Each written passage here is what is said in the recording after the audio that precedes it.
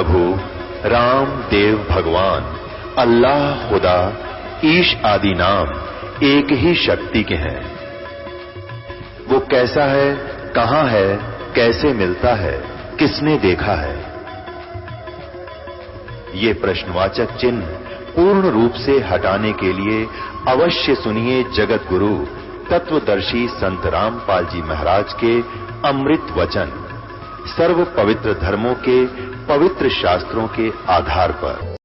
जब मेरे साथ एक दिल्ली के सम्राट के साथ ऐसा व्यवहार करता है तो अन्य मुसलमानों के साथ ये कैसा व्यवहार करता होगा। निकाल कर तलवार चल पड़ा भीतर। अब कौन रोका उसने? वो तो एक भाई को मान जाए तो भला है ना, तो भगत तो मान ही जाते हैं, वो तो फिर भगत नहीं था ना उस समय तक। जाके अंदर रामानंद जी स्वामी जी की गर्दन काट दी, गुस्से में आकर लाल पीला हो रहा। अब ये तमोगुण न्यू नाश करावे, सारी बात बिगाड़ देता है। तमोगुण के प्रभाव से उसने ये करते दिया काम, और जब यो और लेता है ना सारा बिगाड़, जब यो आत्मा ने छोड़ देता है मन करवा के सारा उठ पटांग काम, फिर आत्मा रोए है और विचार करती है। अब आत्मा विचार करके सोचता है कि मैंने करते दिया जुल्म, आया था रोग कटवान, और यो पाप और इकट्ठा कर लिया। वापस चल पड़ा वहाँ से झोंपड़ी से गेट तक आते आते क्या कह रहा है कि वीर सिंह देख मेरे सारे उल्टे कर्म, आया था अपना इलाज करवाने, और अब ये कबीर जी को बताते हैं बड़े सिद्धि युक्त हैं, उनको पता लगेगा उनके गुरु जी का मैंने मर्डर कर दिया और वो मुझे श्राप देगा, देख दूना दुख होगा। डर गया, फिर इस बात से घबरा भी रहा है और फिर यो पंगा भी पा दिया। अब चल भाई, मन तो सारी उम्र भुगत के ही मरना होगा, ये सोचकर वापस चल पड़ा। जो ही उस आश्रम की और चार द्वारी सी बना रखी थी बाड़ बूढ़ ला के मिट्टी से, और गेट तो बना रखा था, उससे निकले बाहर तो सामने से एक परमात्मा कबीर जी आ रहे थे। वीरदेव सिंह उनको जानते थे, उनके गुरु जी थे। तो राजा कहने लगा वीर सिंह के कबीर जी तो ये आगे राजन, ये सामने आगे। अब फंस गया वो सिकंदर लोधी, अब जावे कित का फंस लोक का जावा था। तो परमात्मा ने शरण में लेना था अपनी प्यारी आत्मा को। सोच छिद्र मैं करूं अपने जन के काज। अब वीरदेव सिंह ने दंडवत प्रणाम किया, रेते में लौट के मुकुट समेत, क्योंकि वो मर्यादा से परिचित था। अब उधर से सिकंदर लोधी भी डर रहा, घना भय हो रहा उसका कि वो इतना शराब देगा भाई। तो उसने भी दंडवत प्रणाम की डरते ने। अब पुण्यात्माओं, हम किसी संत या किसी के पास जाते हैं, गुरु जी के पास, तो उसके सामने हमने विनम्र होना चाहिए, तब ही वो रजा बख्शता है, तभी उसके हृदय में जगह बनती है कि इसको कुछ राहत दूँ। और जब वहाँ जाकर न्यू कह महाराज जी मेरा न्यू हो गया, मुझे ऐसे कर दे, तो जैसे वो बात होगी जैसे कोई किसी के पड़ोसी का एक छोटी मोटी वस्तु मांगने जावे और ऐसे व्यवहार कर दे कि रे तुम्हारा वो टीवी दियो, आज टीवी देना, तो होगा तो भी नाट जाएंगे, न्यू कहे महाराज खराब हो रहा है। एक न्यू कहे भाई साहब ठीक हो, बाल बच्चे राजी हैं और सब काम कारोबार ठीक चल रहा है, और फिर प्रार्थना करें अगर 2 घंटे के लिए टीवी चाहिए था, करोगे दया? तो अपने ना होगा ना पड़ोसी दिला के दे दे आदमी, इसे भी नम्र आदमी को। और जो जानते सीधा लटसा मारे उसने, कोई भी ना होगी तो भी नाट्याग्रह मारा को नहीं भाई। तो ऐसे हमने संत के पास जाने से परमात्मा तभी रजा। अब कबीर जी यही लीला की थी दाता ने कि इसकी सारी फड़क काट दूं, क्योंकि गुरु बनने से, शिष्य बनाने से पहले उसका जो हृदय जच जानी चाहिए कि ये परम संत है, तभी उसकी भक्ति चलती है। अब वो नो प्रणाम कर दी, और यदि वो विनम्र ना होता तो परमात्मा रजा नहीं बख्शते। अब उसने कति विनम्र हृदय, तो डरते ने हक मर गया मैं तय कति यो भी श्राप देगा, और पहले इतना भयंकर रोग, और चरण पकड़ लिए दोनों ने। एक पैर सिकंदर लोधी ने, दिल्ली के बाद सम्राट ने, और एक वीर सिंह ने, वीर सिंह बघेल ने, काशी नरेश ने, और धरती में रेत में लौट रहे लेटे हुए। तो परमात्मा ने दोनों के हाथ पे, सिर पे हाथ रखा, लेटे लेटे आगे झुक कर, और कहा उठो, ये दो नरेश, दो राजा इस गरीब के पास कैसे आना हुआ, दो किंग का। ज्यों ही परमात्मा ने उनके सिर पर हाथ रख कर हटाया, सिकंदर लोधी का रोग छू मंतर हो गया, उसका दर्द नहीं रहा। ओए होए होए, अब लेटा लेटा सिकंदर लोधी इतना स्वस्थ हो गया और मन में न्यू सोच रहा है सचमुच ही तो भगवान है। अब डर नहीं हो गया कि जय इसको पता लग गया कबीर जी को कि तेरे गुरु जी का मर्डर हो गया, जो फिर वापस छोड़ देगा सारे जंतर मंतर ने और तू फिर मरेगा। अब लेटा लेटा चरण पकड़ कर कह रहा, परवरदिगार मुझे बख्श दो, मैं अपराधी प्राणी हूँ। सिकंदर लोधी कहता है। परमात्मा बोले उठो बच्चा उठो, कि नहीं प्रभु मुझे क्षमा करो तब उठूंगा। अग बेटा कर दिया क्षमा, उठ लो तुम। अग नहीं कर सकते आप मुझे, मैंने ऐसा पाप कर दिया। परमात्मा बोले तूने कुछ भी कर दिया, तेरे सारे पाप माफ, सारे अक्षमा अपराध तेरे। फिर उसने डरते डरते ने बताया कि महाराज जी ऐसे ऐसे मैं यहाँ आया था और मैं बहुत दुखी था और रोग के कारण मेरा चिड़चिड़ा स्वभाव हो रहा था, और आपके इंतज़ार के लिए हमने स्वामी जी के आश्रम में थोड़ी सी देर रुकने के लिए प्रार्थना की थी। तो स्वामी रामानंद जी ने ये कहकर मुझे मना कर दिया कि मैं मुसलमानों की शक्ल भी देखना नहीं चाहता और बाहर बैठा रहेगा। तो मेरे अंदर ये दोष है राजा होने के कारण, मैंने सोचा देख ये 2 करोड़ का व्यक्ति मेरा अपमान करता तो आम आदमी का यूँ कैसे रिगार्ड करता होगा। मैंने गुस्से में आके और उनका शीश काट दिया, मुझे माफ़ कर दो। परमात्मा बोले कोई बात नहीं। कबीर जी ने बताया कि आज मैं इसीलिए लेट आया हूँ कि इसका प्रारब्ध इतना ही था, आपके हाथों ही इसको मरना था, ये फाइनल था आज का। तो आपने नहीं मारा, ये सब काल क्रिया काल की है। इस स्वामी जी का इतना ही जीवन था, आपने नहीं मारा, ये आपका इसका कोई पिछला संयोग था। और एक काम करो, अब जाना नहीं है, इसका अंतिम संस्कार करवा के फिर जाना इसको अभी, क्योंकि ऋषियों को संतों को नीचे गड्ढा खोद कर वहाँ दबाते हैं शरीर। बाकी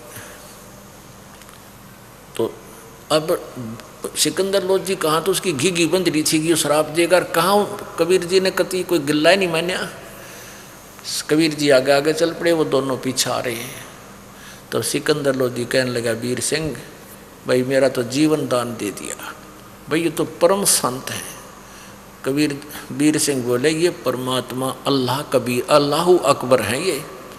अब जब तो सारी मानने, क्योंकि उसका आख्या आगे ऐसा काम हो गया कि कति अल्लाहु अकबर है। तो अब वीर सिंह मन मन में सोच रहा है ये तो आपको एक ट्रेलर दिखाया है, अब आगे देखना क्या क्या करते हैं भगवान। अब अंदर जाकर देखा रामानंद जी के 2 टुकड़े हो गए शीश के, सिर और धड़ के अलग अलग, उन पर चद्दर डाल रखी और रक्त बह रहा। अब सभी वहाँ आश्रम के श्रद्धालु थे, सारे डरे हुए काँप रहे। फिर सिकंदर लोधी वापस आ गया, देखकर सारे डर गए, यूँ फिर आ गया भाई। तो सब कहने लगे कि ऐसे ऐसे कबीर जी उस सिकंदर लोधी ने स्वामी जी की हत्या कर दी। परमात्मा बोले भाई ये तो इनका समय था, इन्होंने आज इन्हीं के हाथ से मृत्यु थी, इनका प्रारब्ध इतना ही था। और कूड़ किसने मारा है यहाँ पर, और संत कभी मरते हैं, आत्मा तो अमर है। उन्होंने सोची कि ये कबीर साहब नो सोच कर बोले कहीं ये आग लगा दे हिंदू और मुसलमान का, या फिर झगड़ा ना हो जाए। तो उन्होंने ऐसी बातें कही। फिर दंडवत प्रणाम की कबीर जी ने स्वामी रामानंद जी के चरणों में, और खड़े बैठ के उठ के फिर हाथ लगाया चरणों में। धड़ अलग पड़ी है और शीश अलग, और कहा स्वामी जी ए स्वामी जी जागना, उठो, उठियो स्वामी जी, आरती का समय हो गया है। अब और न सोचें, कबीर जी को पता को ना, आश्रम वाले भगत ये सोच रहे थे कबीर जी को पता को ना ये इनकी हत्या हो चुकी है, शीश और धड़ अलग अलग है। एक भगत कहता है कबीर जी ये तो गर्दन अलग काट रखी है, अब नहीं उठेंगे। इन्होंने बोला रहा उठेंगे, क्यों नहीं उठेंगे गुरु जी, अभी उठेंगे, देखना आरती करेंगे। ए स्वामी जी खड़े होइयो, आरती का समय हो गया। देख सिकंदर लोधी आए हैं आपके दरबार में। एकदम वो धड़ उठ के, उस शीश उठ के इतनी दूर से धड़ पर लग गया और रामानंद जी जीवित होकर बैठ गए। बोलो बंदी छोड़ कबीर साहेब की जय हो। अब रामानंद जी बैठ गए। वो तेरा गजब हुआ। रामानंद जी जीवित हो गए तो क्या देखा कि उसमें से आधा रक्त उनके शरीर तय और आधे में से दूध बहकर निकला हुआ था। तब कबीर जी से स्वामी जी ने पूछा कि हे परमात्मा, अब मेरे शरीर से आधा रक्त और आधा ये दूध कैसे है? तब कबीर जी ने रामानंद जी की फड़का निकालनी थी और उनको मोक्ष के योग्य बनाना था। जब तक हमारे अंदर राग द्वेष है हम परमात्मा के निकट भी नहीं जा सकते। हमारे अंदर कोई छुआछात हीनता किसी के प्रति है तो ऐसे नहीं बनेगी बात। तो पर कबीर जी ने कहा कि स्वामी जी अभी तक आप आद्य भगत बने हो। आद्य भगत, हाँ, क्योंकि आप पहले केवल पंडितों को ब्राह्मणों को ही उपदेश दीक्षा देते थे। तो ये तो आपने इस दास की अर्ज को स्वीकार कर लिया, अन्य जाति वालों को भी अब आप उपदेश देने लग गए हो। उनसे नफरत नहीं करते हो, उनको सीने से लगाते हो। जैसे रविदास जी को भी रामानंद जी से कबीर जी ने नाम दिवाया था कि इस ब्राह्मण की पूरी फड़क काट दूँ, क्योंकि उस समय चमार जाति को घना हे मानते थे और कबीर रविदास जी चमार जाति में थे। तो कबीर जी ने रामानंद जी रविदास जी को रामानंद जी से नाम दिया। एक इधर गिगनौर शहर के राजस्थान से पीपा नाम के एक वो थे राजपूत, वो राजा थे, उन्होंने भी रामानंद जी से उपदेश लिया। उसके बाद लिया जब पहले 1400 शिष्य थे ऋषि ब्राह्मण, फिर 84 अन्य जातियों के और शिष्य हो गए थे कबीर जी के उपदेश लेने के बाद। तो कहा कि आप अब अन्य हिंदुओं से द्वेष नहीं रखते, सबको एक दृष्टि से देखते हो। अभी तक आप मुसलमान और को अलग मानते हो। हिंदू और मुसलमान दो नहीं है स्वामी जी, तुम एक पिता की संतान हैं। काल ने हमारे को यहाँ अलग अलग बना रखा है। यही आत्मा हिंदू में, वही आत्मा मुसलमान में है। ये तो इन अज्ञानियों ने हमें दो समुदायों में बांट रखा है। 1 घंटे तक हिंदू और मुसलमान एकता का परमात्मा ने पूरा वहाँ प्रचार किया, ज्ञान दिया। हिंदू मुस्लिम दो नहीं भाई, दो कहे सो नरक में जाई। तो रामानंद जी की आंखों से पानी बहने लग गया और खड़े हो गए। वो 104 साल के मात्र 100 जब वो लगभग 150 साल के हो चुके थे और खड़े हो करके और उसे सिकंदर लोधी मुसलमान बादशाह को सीने से लगा लिया। जो बोला बेटा मैं कति नीच हूँ और अभी तक ये तो मेरी आँख खोल दी, मैं तो वैसे तो ये मेरा मालिक है कबीर, लेकिन इसका आदेश का मैं पालन कर रहा हूँ। जो कहे मैंने शिष्य रूप में स्वीकार रखना, ताकि आने वाले समय में ये काल के दूत कोई मर्यादा को उल्लंघन ना करवा दे। मेरे बच्चा थे, इसलिए मर्यादा बनाए रखने के लिए मैं इनका गुरु हूँ, नहीं तो ये मेरे भगवान हैं। आज इन्होंने मेरी आँख खोल दी और बेटा आज के बाद मैं किसी मुसलमान से नफरत नहीं करूँगा।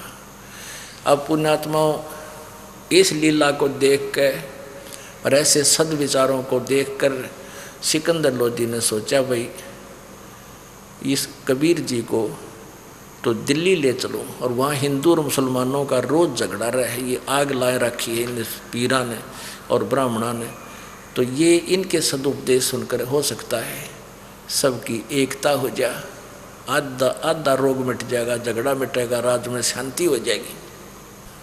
तो सिकंदर लोधी का एक धार्मिक पीर था शेख तकी, और वो भी सिकंदर के साथ ही रहता था और वो दिल्ली के बादशाह का गुरु और पूरे हिंदुस्तान के मुसलमान और काजी मुल्ला उसके संकेत पर चलते थे। वो सबका ओवरऑल कंट्रोलर था। और वो फिर वहाँ नहीं गया था कभी सिकंदर लोधी के साथ, वो वहीं रुक गया था वीर सिंह के रेस्ट हाउस में जहाँ स्टे करना था। ये कहकर वो सिकंदर शेख तकी वहाँ रामानंद जी के आश्रम में नहीं गया था कि मैं काफिरों के आश्रम में नहीं जाता। ये न्यू आगे ला रहे थे। रामानंद तो मुसलमानों ने काफिर बता रहा और वो पीर शेख तकी हिंदुओं ने काफिर बतावे। और परमात्मा कहते हैं भाई काफिर का तुमने बेरा को नहीं। काफिर कौन हो है? काफिर वो है जो मांस खावे। काफिर है जो चोरी करे, ठगी करे, जारी करे और सुल्फा पीवे, किसी बूंदे अच्छे कर्म करे, वो काफिर होता है। कोई जाति और मजहब काफिर नहीं भाई। तो वो पीर नहीं गया था उनके साथ रामानंद जी के आश्रम में। तो सिकंदर लोधी वापस आ गए, रेस्ट हाउस में रुक गए जहाँ व्यवस्था कर रखी थी उनके ठहरने की दिल्ली के बादशाह की सिकंदर वीर सिंह ने। तो वहाँ आकर निरे गुण गायक सिकंदर लोधी ने और कहा पीर जी मेरा जीवन दान हो गया, मैं कति स्वस्थ हो गया। और कबीर जी के वो तो परमात्मा उतर रहे हैं इस धरती पर, वो तो भगवान आ रहे हैं। और मेरे सामने रामानंद जी को जीवित कर दिया। एक रामानंद जी ऐसे ऐसे बोला, मैंने उसका गर्दन काट दी और उसको मेरे सामने ऋषि जी को जीवित कर दिया। ओ हो भगवान है। और मैं तो इनको सिकंदर वहाँ लेके चलूँगा दिल्ली में। कबीर जी से प्रार्थना की कि कबीर जी मेरे साथ आप दिल्ली चलो। परमात्मा बोले भाई नो ना चलूँ मैं किसी के साथ। यदि तो मेरा शिष्य बने, मेरा हर उपदेश का आज्ञा का पालन करे, मर्यादा रखे, तो मैं तेरे साथ चलूँ। तो सिकंदर लोधी ने बोला जी जो आप कहोगे वो कर दूंगा, मैं तो आपके साथ वही मानूंगा।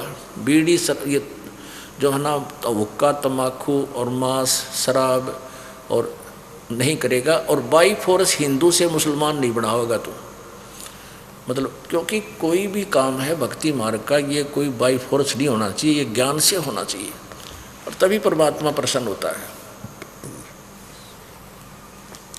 सिकंदर लोधी ने सारी बात मान ली। कहने लगा जी मैं मांस नहीं खाऊंगा। और कबीर जी ने कहा कि तेरे राज्य में जीव हिंसा बंद करवा दे। कहने लगा जी या मेरे बस की बात को ना, क्योंकि ये काजी लोग हैं ना, ये मेरी कति नहीं चालन देंगे और मेरे राज को खतरा हो जाएगा। प्रभु मैं मांस नहीं खाऊंगा, कान पकड़ता हूँ और ये आदेश मैं लागू नहीं कर पाऊंगा। परमात्मा बोले चल तू ना खाइए भाई। नाम ले लिया। सिकंदर लोधी ने कबीर जी को गुरु बना लिया। अब उस पीर जी का आग लागी। फकीर और वजीर आपस में कभी न जड़ा करें, एक दूसरे ने देख कर राजी नहीं होते। अब उसने सोची तेरी अब महिमा कम होगी और कबीर जी के पीछे लाग गया राजा, तो तेरी रोजी रोटी गई। अब मुंह चढ़ा लिया, राजा से नहीं बोल रहे। कहने लगा और सिकंदर लोधी उससे बात करने की चेष्टा करे, न्यों मुँह कर ले। अब जानता गया क्योंकि बहुत दिन से इकट्ठा रह रहा था कि आज इसके नमरोड़ी खाली क्या किस कारण से दुखी हो गया, न्यों ना समझा। तो चल पड़े हाथी पर। हाथी जो था, हाथी के ऊपर एक रूम बना दिया करते राजा के लिए, एक ऐसा खोखा सा धर दिया करते, उसमें बैठकर राजा चला करता था। तो वहां से वापस दिल्ली के लिए प्रस्थान कर दिया काशी से। हाथी पे आप बैठ गए, उसी अपने वाले कक्ष में हाथी के कमरे में कबीर जी को बैठा लिया आदर के सत्कार के, मेरे साथ चलो आप। रास्ते में चलते चलते एक दरिया आ गई बहुत बड़ी, वहाँ रुक गए कि अभी शाम को रेस्ट करेंगे, यहाँ विश्राम करेंगे, सुबह खाना बना खा के, क्योंकि हजारों की संख्या में सैनिक थे, उनके लिए पानी की व्यवस्था दरिया का किनारा ही होता है। वहाँ टेंट टूट ला के वहाँ विश्राम किया। अब सुबह सुबह उठ के पीर जी गए, पीर उस शेख तकी के पास सिकंदर लोधी गए।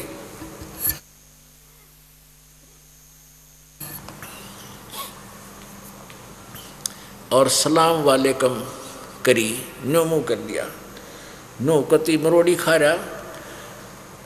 तो सिकंदर लोधी ने कहा, पीर जी मेरे से क्या गलती बनी है? कहना मेरी क्या जरूरत है, तुझे मिल गया ना गुरु। और तेरा जब हुए तो यो मरोड़ी खा रहा, जब पता लगा उसने तो कहा जी देखो, कहता अब तो तुझे भगवान मिल गया, अल्लाह अकबर मिल गया, अब चल तू वहाँ देख बताता हूँ, सब मुसलमानों को कह दूंगा कि तो भगवान को साकार बताता है। और मुसलमान धर्म के लोग साकार नहीं मानते भगवान को, अल्लाह को, कि कोई पृथ्वी पर आया हुआ कह दे ये मनुष्य भगवान है तो वो कहते वो काफिर है और उसको मुसलमान धर्म से निकाल दिया जाता है। तो वो डर गया सिकंदर लोधी की, जानते हैं आग लाओगा, जाते ही आग लगाओगा और भड़काओगा सारे मुसलमानों में, तेरा राज्य जागा। तो वापस आ गया। वापस आया तो कबीर जी और सिकंदर लोधी एक के टेंट में रुके हुए थे। सिकंदर लोधी नीचे सो रहा था, कबीर जी को ऊपर बेड पर सुलाया हुआ था उसी टेंट में। तो सिकंदर लोधी को मायूस देखकर प्रभु ने प्रसन्न किया कबीर जी ने कि राजन क्या बात है, आपको क्या टेंशन होगी? अब सिकंदर लोधी कहने लगा, जी टेंशन के बताऊं, ये मेरा पीर है ना, यो गुरु शेख तकी, यो मेरे सिर का दर्द है। अब मैंने यो न्यों कहा है कि तन्ने दूसरा गुरु बना लिया और तू न्यों कहा है यो भगवान आ रहा है, मैं जाके मुसलमानों को भड़काऊंगा तेरे खिलाफ, और यो जाते करेगा इस काम को और मेरा राज जाएगा। मेरे लिए इसने आपत्ति पैदा कर दी। कबीर जी तो अंतर्यामी थे, वो कहने लगे उनसे न्यों पूछो वो क्या चाहता है। तो शेख सिकंदर लोधी गया टेंट में, पीर जी आप क्या चाहते हो? कि मैं ये चाहता हूँ कि मैं मेरे सामने यो कबीर किसी मुर्दे को जीवित करे तब मैं मानू यो अल्लाह है, नहीं तो कतई नहीं मानू। तो सिकंदर लोधी फिर आया कबीर जी के पास कि भगवान ऐसे ऐसे कह रहा है। कबीर जी बोले उसने नो कह दे कोई मुर्दा ले आओ जा। अब सिकंदर लोधी को तो फाइनल हो गया था कि इसमें कोई डाउट नहीं है, कबीर जी अवश्य करेंगे करेंगे। तो इनके पास आते ही तो आते बोला पीर जी आप कोई मुर्दा ले आओ। अब पीर जी लाल आँख कर ली, मैं मुर्दे ढूंढता फिरता हूँ, कभी देखूंगा समय आएगा तो। अब परमात्मा ने सोची यो यार टेंशन ख़त्म ना हो सकती इस सिकंदर लोधी की, अब यो मुर्दा मतलब महीने में 6 महीने में इतने यूँ मर लेगा, सिकंदर लोधी की टेंशन कैसे ख़त्म हो? परमात्मा कहते हैं एक पल में टेंशन ख़त्म कर दूँ मैं। अब इतने में क्या हुआ कि बातें करते करते सब दरिया पर चलने की तैयारी कर ली, बाहर निकल आए। इतने में क्या हुआ कि एक 12-13 वर्ष की आयु के बच्चे का शव दरिया में बहता हुआ आ रहा है। कुछ ऐसे कबीले होते हैं 4 प्रकार से अंतिम संस्कार करते हैं, 4 प्रकार से दाग देते हैं। एक तो हवा में दाग देते हैं, कुछ ऐसे व्यक्ति हैं, कुछ ऐसा समाज है जो एक बहुत बड़ा ऊपर एक टावर सा बना देते हैं, उसके ऊपर 10-12 फुट चौड़ा वो स्थान बना देते हैं, उस मुर्दे को ऊपर रख देते हैं और वहाँ पशु वहाँ पक्षी उसको खा जाते हैं और फिर हार्ट बच जाते हैं, उनको फिर वो बाद में दफना देते हैं। वो ये सोचते हैं कि हमारे शरीर को कोई पक्षी खाकर दुआ देंगे। कुछ ऐसे कबीले होते हैं कि वो जल प्रवाह कर देते हैं मृत्यु होने के बाद अपनी विधि रीति से, एक फ्लोटिंग सा बनाकर फूस नीचे घास डाल के और ऐसा बनाते थे सो रखने के बाद वो डूबे नहीं, दूर तक तैरता हुआ चला जाए, फिर तो वो डूब जाए। तो ऐसे उस 13 साल के 12-13 वर्ष के बच्चे को जब वो शरीर पूरा हो गया था, ख़त्म हो गया था, मर चुका था, उसको अंतिम संस्कार करके बहा दिया था। वो बहता हुआ मुर्दा आ रहा था। तब सभी ने कहा जी वो आ गया मुर्दा, वो आ गया मुर्दा। तो सिकंदर लोधी, कबीर जी और शेख तकी और सैकड़ों हजारों सैकड़ों की संख्या में सैनिक सब इकट्ठे हो गए और कहने लगे परमात्मा। कबीर जी बोले ले भाई आ गया मुर्दा, और शेख तकी तू करके देख ले इसको जिंदा कर दे, फिर नंबर बनावे कि न्यू था। तो दूसरे वजीर थे वो कहने लगे हाँ शेख तकी जी करके दिखाओ मुर्दा जिंदा। अब शेख तकी लागा जंतर मंतर करण, इतना वो मुर्दा डाउन स्ट्रीम में नीचे बहाव की तरफ 500-600 फुट चला गया। अब शेख तकी कहने लगा, अरे मुर्दे जिंदे होते हैं क्या, ये तो क़यामत के समय जीवित होंगे। और ये तो बहका रहा था, ये चाहता था कि मुर्दा निकल जाए, तेरी बला टल जाए। अब इसलिए ये चाहता था तो तेरी बेइज्जती ना हो, मुझे लगा दिया जंतर मंतर में। तो कबीर जी कहने लगे, ऐसे संकेत कर दिया कबीर परमेश्वर जी ने। वो मुर्दा चला गया था 500 फुट, वहाँ से वापस आ गया उल्टा अप स्ट्रीम में, जैसे इंजन वाली किश्ती चलती है, नौका चलती है अपोजिट साइड में, और वहाँ आकर रुक गया। नीचे के लहर जा रही है। तब कबीर जी ने कहा, हे जीवात्मा, जहाँ भी है, जिस भी लोक में या किसी स्थान पर तू पहुँच चुकी है, धर्मराज के पास या किसी अन्य शरीर में, तुरंत वहाँ से वापस आ और मेरे कबीर हुक्म से इस मुर्दे में प्रवेश कर और बाहर आ जा। इतना कहा था, उसी समय सारे उस मुर्दे में कंपन हुई सेकंड के अंदर, और कांपने लगा और एकदम उठ कर वो बाहर आया, परमात्मा के चरणों में प्रणाम किया। बोलो सतगुरुदेव।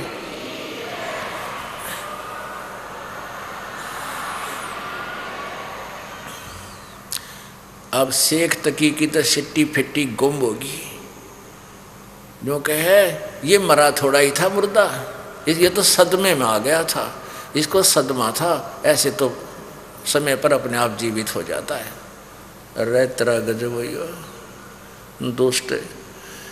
अब सिकंदर लोदीन सोचा कि करे इसने कम्मे का, आते उसने कर दिया वो एक काम कि एक सिकंदर लोदी को ऐसे एक को भगवान बताता है, अल्लाह बताता है, और मुसलमानों धर्म का नाश कर दिया है ये है, और वो एक हिंदू काफिर को उसने गुरु बना लिया है। तो अब सिकंदर लोधी न्यूचा हुआ था कि किसी न किसी प्रकार यो कबीर को नीचा दिखाऊं। अपना तो वैसे बहुत लंबी कथा है हमारे की, पर थोड़ी सी सुनाऊंगा, शॉर्टकट सुनाता हूँ। तो कहने लगा, सब मुसलमान कहने लगे, बोलो फिर क्या करें, आदेश दे पीर जी, हम वही कर देंगे। पीर जी ने यूँ तो बेरा पट गया था कि संत से परम, और उसने सोचा एक लाठी तो 2 सांप मार दूँ। जय उस शेख तकी की लड़की 15-20 महीने से महीना 1.5 महीना पहले मर गई थी, मृत्यु हो गई थी, 12-13 साल की, और उसको कब्र में दफना दिया था, दबा दिया था, वह दबा रखी थी। तो सिकंदर और शेख तकी ने सोचा, जब जीवित तो होगी लड़की तो मेरी, और ना हुई तो यू हार गया, एक तीर तो 2 शिकार होंगे। तो कहने लगा, भाइयों मेरी लड़की और वो जो मर गई है, वो दफना रखी है, अगर उसको जीवित कर देगा तो हम मान लेंगे ये अल्लाह है। तो मुसलमान सारे भाई कहने लगे, हाँ ठीक है पीर जी, जैसे आप किया गया। तो आगे सिकंदर लोदी के पास, सिकंदर लोदी ने देखा भाई हजारों की संख्या में जनता आएगी, राजा समूह देख कर डर बहुत तोड़ा जाया करे जनता को। तो पूछा भी क्या बात है, मंत्रियों ने कारण पूछा, तो बताया, तो कहा भी 5-7 जने अंदर आ जाओ, बताओ क्या बात है। शेख तकी और 5-10 जने और अंदर गए। कहने लगे, वो दूसरे शेख तकी ने ताक लाए रखी थी, वो चुप रहा। दूसरे कहने लगे, आपने ऐसे ऐसे काफिर को गुरु बना लिया है, हम इसको तब भगवान, तो आप कहते हो मेरे सामने सिकंदर लोधी को जीवित कर दिया, एक मुर्दे को जीवित कर दिया। और कब सिकंदर लोधी कहने लगा, मैं क्या कहता हूँ, शेख तकी भी तो वही था, और ये बैठा वो लड़का जो जीवित होकर रहा, तुम इससे पूछ लो, और हम सारे सैनिक साथ थे, मैं था। कहने लगे, नहीं ये तो सदमे में था, अपने आप जीवित हो गया, समय आने पर हो गया, हम तब मानेंगे इसको, ये कोई शक्तिशाली है, भगवान है, शेख तकी की लड़की को जीवित कर दे, और नहीं तो हम बगावत कर देंगे। अब लंबा ना करके दास थोड़ा शॉर्ट करता है। तो कबीर जी ने कहा, वे मुनादी करा दो और बुला लो आसपास की जनता ने, सब देख ले, और तीसरे दिन इस लड़की को जीवित करूँगा। परमात्मा चाहते थे कि ये तो दुखी हुए, और मैं अपने बच्चा ने अपनी शरण लूँगा। हजारों की संख्या में आसपास के ग्रामीण आ गए, दिल्ली के लोग इकट्ठे हो गए, हिंदू और मुसलमान। और परमात्मा ने कहा भी उखाड़ दो इस कब्र को, कब्र उखाड़ दी। लड़की का शव नीचे था। परमात्मा ने कहा कि हे शेख तकी की बेटी जीवित हो जा, वह ना जीवित हुई। दूसरी बार कहा ऐसा ही नहीं हुई। तीसरी बार कहा कि शेख तकी की बेटी जीवित हो जा, नहीं हुई।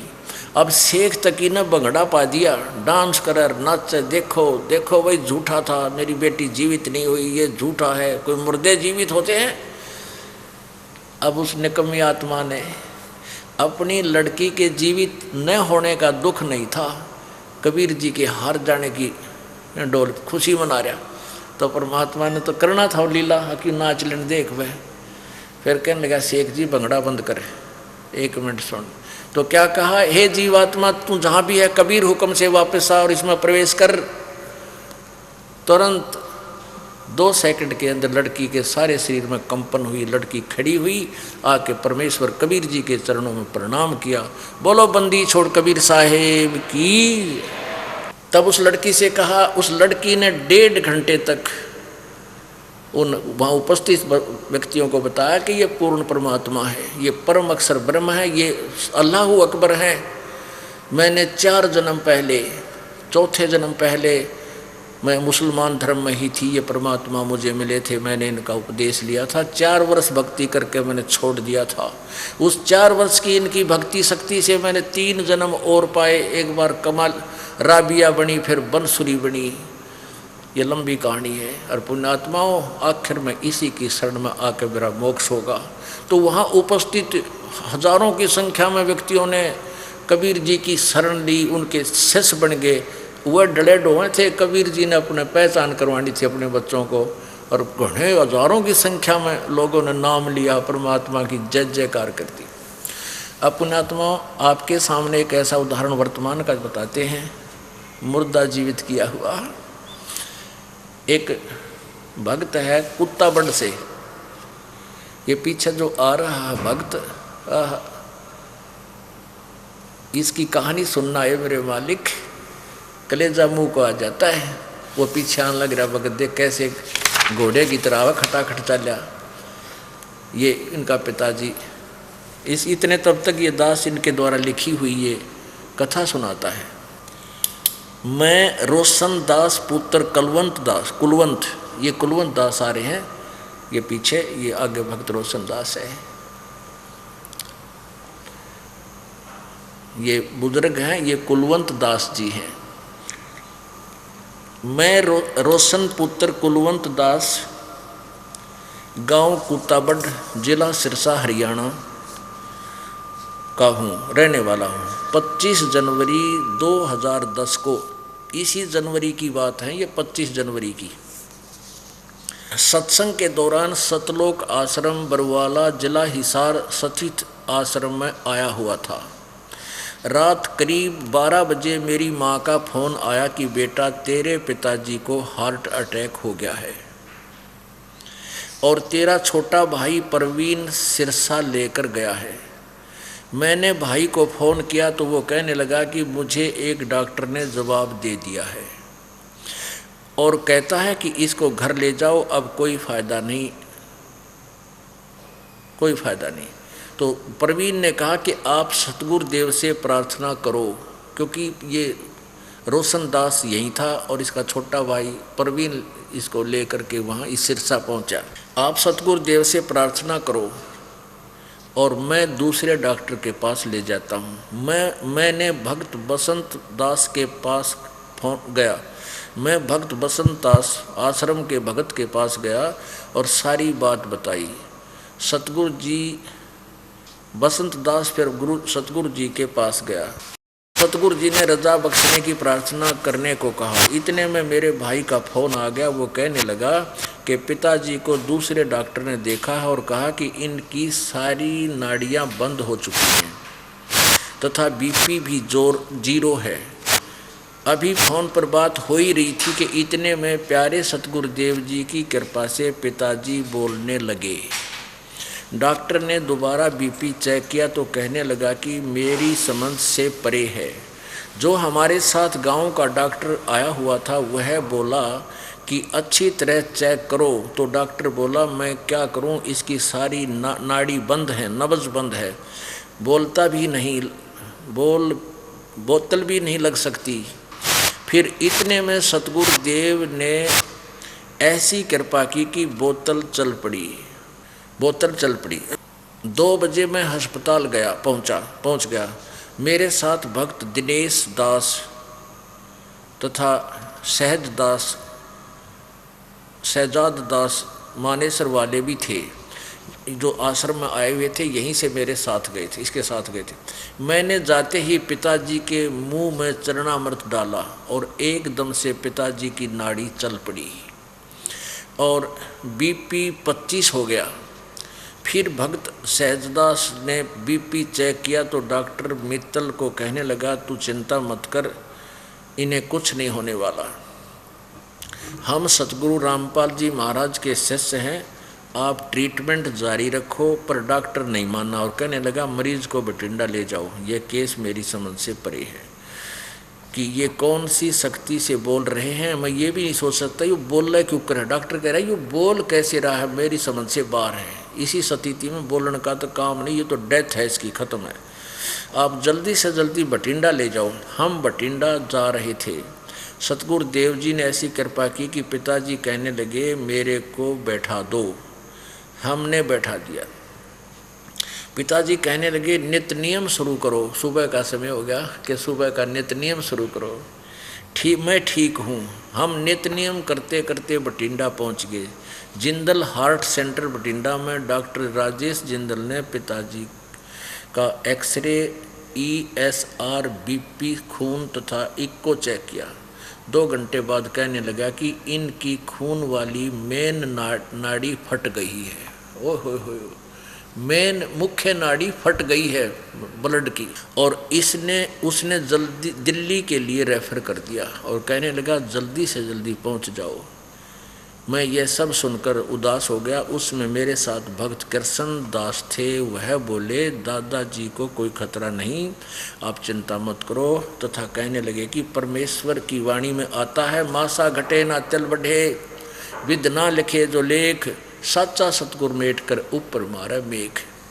सतगुरुदेव जी ने दादाजी को दूसरा जन्म दे दिया है। और मैंने बसंत दास जी को फ़ोन किया, कहा बंदी छोड़ सतगुरु महाराज जी से प्रार्थना करो कि डॉक्टर ने कहा पिताजी का ऑपरेशन होगा तथा जल्दी से जल्दी दिल्ली लेकर जाने के लिए कहा। भक्त बसंत दास बोले कि 10 मिनट बाद फ़ोन करना। मैंने फिर फ़ोन किया। बसंत दास कहने लगा कि बंदी छोड़ सतगुरुदेव जी का हुक्म है कि घर ले आओ, और आदेश पाकर हम घर चल पड़े। जब घर पहुँचे तो गांव वाले पिताजी की ऐसी हालत में देखकर व्याकुल हो गए। सतगुरुदेव जी ने ऐसी शक्ति दी कि छोटे बच्चे कहने लगे कि हमारे दादाजी को कुछ नहीं होगा। हम पूर्ण परमात्मा बंदी छोड़ सतगुरु रामपाल जी महाराज की शरण में हैं। ऐसे जीवन दान तो सतगुरु रोज देते हैं। ओए होए होए। दूसरे दिन फिर बसंत दास जी को फ़ोन किया कि सतगुरुदेव जी से प्रार्थना करो कि सतगुरुदेव जी ने दवाई लेने के लिए कहा। हम सिरसा में ले गए तो 3-4 डॉक्टरों को रिपोर्ट दिखाई और कहने लगे कि इनका इलाज तो ऑपरेशन है। तब हमने फिर बसंत दास को फ़ोन किया कि डॉक्टर कहते हैं दिल्ली होली की छुट्टी है, इनको जयपुर ले जाओ। फिर बसंत दास कहने लगे कि 10 मिनट बाद फ़ोन करना। हमने फिर 10 मिनट बाद फिर फ़ोन किया। भगत जी ने कहा कि सतगुरुदेव जी का आदेश है कि इनकी रिपोर्ट प्राप्त करने के लिए इनको चेक कराओ और जयपुर ले जाओ। हम जयपुर दुर्लभ जी मेमोरियल हॉस्पिटल ले गए और उन्होंने इमरजेंसी में एडमिट कर लिया। 2 दिन बाद कहने लगे कि इनका इलाज तो ऑपरेशन है और जल्दी से जल्दी हो तो अच्छा है। इसके ऑपरेशन में 6-7 लाख रुपए खर्च होगा। मेरी माँ कहने लगी कि सतगुरु जी का आदेश है केवल रिपोर्ट चेकिंग करानी है, ऑपरेशन का नहीं है, और गुरुदेव जी से फिर पूछ लो। मैंने बसंत दास को फिर फ़ोन किया जयपुर से, कहा सतगुरुदेव जी से प्रार्थना करो कि। फिर बसंत दास जी ने पूछा और फिर हमें फ़ोन किया कि रिपोर्ट लेकर घर आ जाओ, बंदी छोड़ कृपा करेंगे। फिर मैं डॉक्टर के पास गया कि आप हमें छुट्टी दे दो, हम घर जाएंगे। डॉक्टर कहने लगा कि इनको इतना खतरा है कि इमरजेंसी से बाहर निकालते ही कुछ भी हो सकता है। सतगुरु की कृपा से मैंने कहा कि क्या ऑपरेशन करने के बाद कोई गारंटी है? तब डॉक्टर संजीव गुप्ता ने, जयपुर वाले हॉस्पिटल वाले ने कहा कि गारंटी तो फिर तेरी और मेरी भी नहीं है, तथा डॉक्टर से छुट्टी लेकर हम घर पहुंच गए। दूसरे दिन हम आश्रम में सतगुरुदेव जी के चरणों में आ गए। हमने सतगुरु जी की को सारी बात बताई तथा सारा परिवार रोने लग गया। गुरुदेव जी ने कहने लगे कि अब क्यों रोते हो, परमात्मा आपके पिताजी को कुछ नहीं होने देगा, आप सिमरन करते रहो और परमेश्वर ने इनकी आयु बढ़ा दी है। बोलो सतगुरुदेव।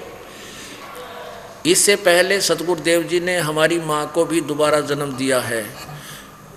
उन्हें एक बार हार्ट अटैक हुआ, दूसरी बार टीबी हो गई थी, तो अब बिल्कुल स्वस्थ है। आज सतगुरु जी की कृपा से मेरे पिताजी बिल्कुल ठीक हैं। सतगुरु शरण में आने से आई टले बला, जय मस्तक में सूड़ी होगा काटे में टल जा। बोलो बंदी छोड़ कबीर परमेश्वर जी की जय।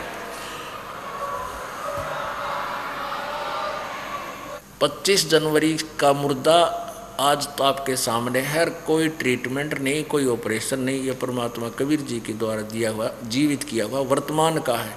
ये पुरानी इतिहास था, शायद ये वर्तमान के का दानाड़ी ना भी माने। ये सामने बैठे पिता पुत्र पूरा परिवार आया हुआ है, ये देखिएगा। हाँ भाई रोशन दास, ये जो मैंने पढ़कर सुनाया है ये आपका लिखा हुआ है, क्या ये सत्य है? मैंने ठीक सुनाया है? हाँ गुरु सब सत्य है। बंदी छोड़ जो पढ़ के सुनाया जी बिल्कुल सत्य है। रिपोर्ट हम घर भूल गए गुरु जी। रिपोर्ट घर भूल है? रिपोर्ट की कोई बात नहीं, आप रे सारी रिपोर्ट। सतगुरु बंदी छोड़ सतगुरु रामपाल जी महाराज की जय। बताओ बेटा। हम सब भक्तों को यही कहना चाहते हैं कि जो तख्त पर बैठे हैं, जो कुल मालिक आप आए बैठे हैं। जिसने नहीं देखा सतगुरु के दर्शन करो, आओ यहाँ बरवाला में, ये मालिक है, जो कुल परमात्मा आप आ गए हैं। जिसने परमात्मा के दर्शन करने तो बरवाला में आओ। बंदी छोड़ हम और कुछ नहीं कहना चाहते। ये आपके समक्ष ये भक्त कुलवंत दास जी, जिनको परमात्मा ने पुनर्जन्म दिया हुआ है, आज 5 महीने हो गए इनको और कति स्वस्थ है। नहीं तो डॉक्टर ने इनकी 5 मिनट का भी विश्वास नहीं था कि ये जीवित रह जाएंगे। अपने आत्मा परमात्मा कबीर जी की ऐसी बहुत सी घटनाएं हैं जो कि इन नकली ऋषि महर्षियों गुरुओं ने दबा रखी थी, ऊपर नहीं आने दिया था, और अन्य भगवानों की थोड़ी सी भी अधिक बना करके इस पूरे समाज में को वर्णित कर रखा था। एक कथा जो दास सुनाना चाहता था वो तो अभी रह गई और अब समय इतना है नहीं, कि ऐसे एक सम्मन और सेऊ और नेक्की, सेऊ उनका पुत्र था, नेक्की और सम्मन माता पिता थे। इस कमाल को, जो कमाल था, फिर वह कमाली नाम की लड़की जो थी, उसको परमात्मा ने कहा कि जा बेटी तू अपने पिता शेख तकी के साथ। तो वो लड़की ने कहा कि मुझे आज अपना पिता मिल गया। इस नकली पिता ने तो मैं मिट्टी में दाब दी थी और कहा ये पिता नहीं, ये दुश्मन है मानव समाज का, आंखों देखकर भी मानने को तैयार नहीं है, हैं? तो कहने लगे मेरा पिताजी तो आज मुझे मिल गया, अब मैं अपने नकली पिता के पास नहीं जाऊंगी। तो परमात्मा कबीर जी ने उन दोनों बच्चों को अपने पुत्र पुत्री के रूप में रखा और भक्ति मार्ग दिया। तो उसके बाद वो लड़की परमात्मा कबीर जी के साथ रही, उनकी सेवा करती थी और भक्ति करती थी। बहुत अच्छी शक्ति वाली बेटी बन गई थी वह। फिर कमाल परमात्मा की सेवा करता था, सत्संगों में जाता था। कमाल को अभिमान हो गया था कि मेरे जितनी सेवा गुरु जी की कोई नहीं कर सकता, और कई बार ढींग पेल देता था। तो परमात्मा ने उसके अभिमान को ठीक करने के लिए उस सम्मन के घर गए थे। ये लंबी कहानी है, ये फिर कभी बताई जाएगी, आज इतना समय नहीं है, बहुत प्यार से सुनाने की कहानी है। तो किसी कारणवश सम्मन ने परमात्मा की इज्जत रखने के लिए सेव की अपने बेटे की गर्दन काटनी पड़ गई थी कि कहीं हमारे गुरु जी की बेइज्जती ना हो जाए। और कबीर परमेश्वर जी ने उस सेव को जीवित कर दिया था, उनके सामने निशान भी नहीं था। बोलो कबीर साहिब की जय। अभी आपके सामने भक्त कुलवंत दास जी और भक्त रोशन दास जी विराजमान हैं। सिर्फ एक बार इनके दर्शन टीवी पर देख लीजिए, प्रोजेक्टर पर। ये कुलवंत दास जी बैठे हैं आपके समक्ष और कहते हैं बुद्धिमान को गणे प्रमाण की आवश्यकता ना होती और प्रत्यक्ष के सामने फिर गणी कहने की आवश्यकता नहीं। ये कुलवंत दास जी बैठे हैं, पहले से लाल चेहरा हो रहा है इनका, और अच्छे स्वस्थ हो गए। बोलो सतगुरुदेव की जय। और कुछ कहना चाहते हो भाई रोशन या कुलवंत दास जी? जो मैंने कहा वो ठीक बताया, जो आपने लिख कर दिया था? बिल्कुल सत्य मालिक। ठीक है। सत साहिब।